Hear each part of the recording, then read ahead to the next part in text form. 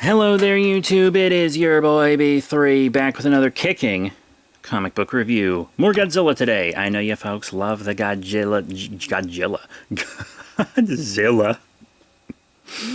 Today we're looking at Godzilla Rivals vs. Gigan, the very cool, very ace one-shot. So let's look into it. They made Godzilla his Final Wars look as they did with Gigan, but they imply that this is an upgraded Gigan from the Showa version. It almost kind of implies that Godzilla vs. Megalon as a whole is canon in this film, or in this comic in a weird way, or at least a significant chunk of it, at least the Gigan bit of it. But yeah, so there's this big Gigan, and then there's kind of this guy and his sister who live together, and he kind of seems like a video game addict in a way, and his sister basically takes care of him. And then there's these big cockroach aliens. Nice little redesign of the cockroaches. And they bring in Gigan. Oh, sorry, not Godzilla vs. Did I say Godzilla vs. Megalon earlier? I totally meant Godzilla vs. Gigan. Totally meant that. I apologize. That's what I meant to say. But yeah, Gigan is fucking shit up. Godzilla goes to fight Gigan. And then you find out that these siblings, their brother died in 9/11? Yeah, so when Monster Island Buddies gets around to reviewing this, I'm sure he'll have to update his uncomfortable Godzilla 9/11 counter. Yikes. And having that, this is like about those siblings getting over the trauma of that. And the girl sibling, the sister's like a hacker, like this dumb hacker stereotype that can just do anything, and she even has the little avatar that's basically the same as Nidris from Jurassic Park. Didn't say the magic words. But she does it to the aliens' headquarters because they're using a video game to control Gigan, which is admittedly really fun. This book, though, the issue is it can't decide what it wants to be. Do you want to be a depressing book about a real-world tragedy? Or do you want to be a fun comedic Godzilla book? Because the alien leader is like a comedy villain. He's menacing at first, but then he's like, oh geez, what have I gotten into now? And the siblings, like, they find out that the aliens released a video game, and all the people playing the video game at once are giving battle data to Gigan so he can fight Godzilla, and they notice it because he's using the game's moves on Godzilla. And the boy has to give up his video game addiction to stop Gigan. But also it's about 9/11.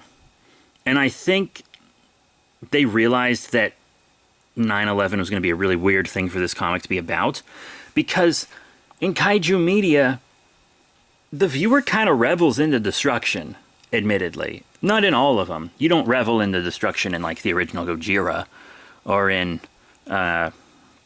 Shin Godzilla, or in -1, but in a lot of Godzilla films, like the fights, the kaiju fighting in the city and the buildings going down, that's the fun. Like, that's the fun of, like, the MonsterVerse films and stuff. So Godzilla and Gigan fight in the ocean in this, because I think they realized that a cool kaiju fight knocking down a ton of buildings while talking about 9/11 wouldn't be a very good look, and would be a really awkward thing to happen in this comic now, wouldn't it? But having them fight in the ocean, it doesn't really make it any better. Why couldn't the brother have died rescuing people in a previous Gigan attack? Why does it have to be about 9/11? When you're thinking about 9/11, that makes it very hard to enjoy kaiju media specifically. Because destroying big old human buildings is what happens in kaiju media. When you're talking about 9/11, a Godzilla story is just not the medium to talk about 9/11. It's just not. Also, fun fact. Did you know Godzilla vs. Deathla was supposed to have a scene where he protects a 9/11 memorial? Look it up. I don't know if 9/11 commentary, I don't think a kaiju film is the right place for it, maybe. At least maybe not yet. Yikes. I mean, holy shit. Look, I don't know if the creative team that works on this has their own 9/11 trauma. I mean, it's like one of my first memories. I've lived with it forever, but I wasn't like there, you know? So, it's pretty insane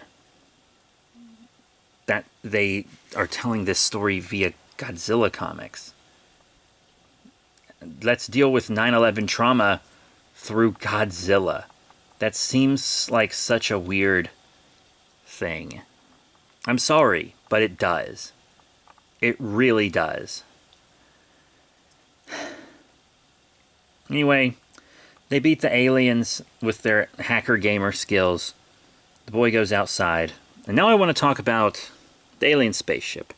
They were pretending to be a gaming company, and the headquarters for the company was secretly the spaceship. Spaceship flies off, and it's destroyed by the humans and Godzilla. Here's the thing. You kind of just assume that they're all cockroach aliens in the building trying to destroy people, right? But then you see like this intern or assistant or something show up to the place where the building was with a bunch of coffees, and he's like, did I miss something? Like a sitcom beat. And it's like, so that's a normal human then, who was working there that night, which implies that there were likely also just regular humans that thought they were working at a gaming place in that building. Not only when it took off, but when it exploded. And there were very likely very innocent humans in there. Because the aliens didn't choose to take off. If they did, they probably would have kicked humans out first or something. The hacker made them take off so that Godzilla would shoot them down. So how many people did they kill? This book needs to decide on a tone. It really does. But I have to say, the Godzilla in it is very much the Final Wars Godzilla.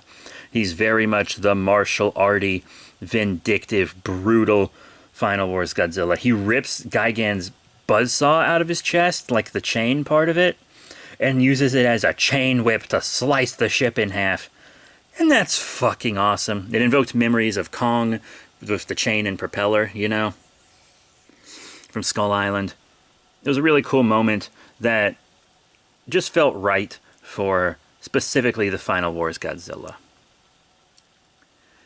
Anyway, that's it. I think in the next one he's supposed to do Rodan and Ebra, but this is as far as I've read currently. But I think instead of getting the single issues, I'm just going to start getting the volumes so that it's not, you know... I'm just going to start doing them all together in volumes instead of one video for each issue. That'll be just easier for me. But that's it for Godzilla Rivals vs. Gigan. Thank you all very much for your support. Please remember to rate, comment, subscribe. Check out all the cool links in the description below. Facebook, Twitter, etc. Yeah, subscribe for more. And I'll see you all next time. Bye for now.